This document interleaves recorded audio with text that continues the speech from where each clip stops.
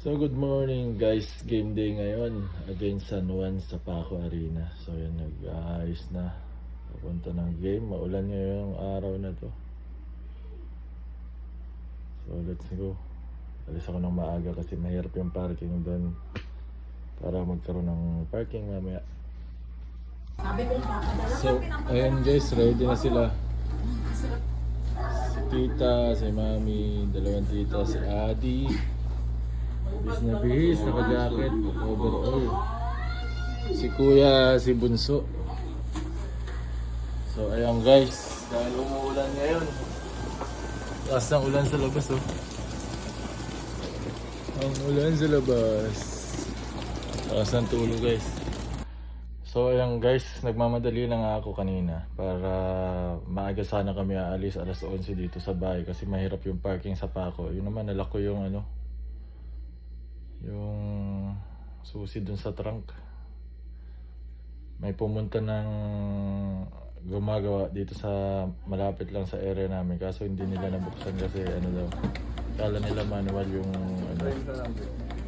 yung window. Bago na yung model ng kotse guys kaya hindi nila nagawa.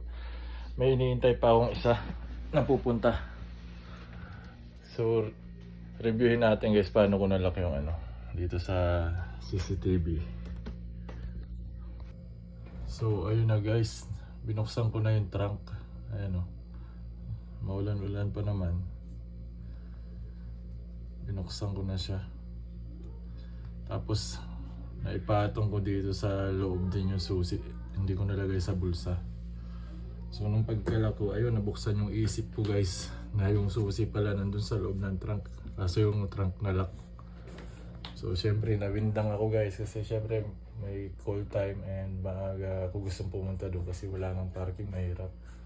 So yun, sa pagmamadali, napatagal pa ako lalo guys.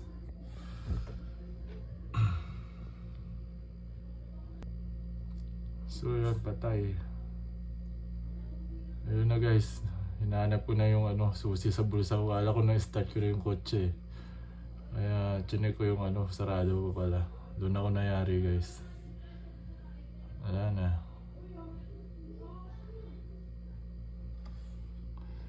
Balik na ako sa loob. Tapos isip na ng paraan paano mabuksan guys. Ayan.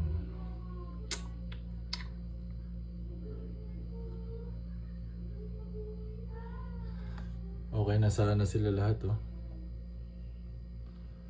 Aso naiwan ko yung susi. Nayari ako guys. So yung guys, first time nangyari sa akin yan, nalock ko yung susi sa loob ng kotse.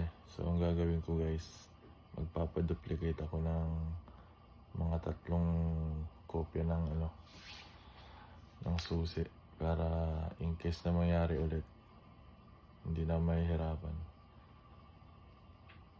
So ayan. Sa tagal ng panahon, first time nangyari. Abala talaga.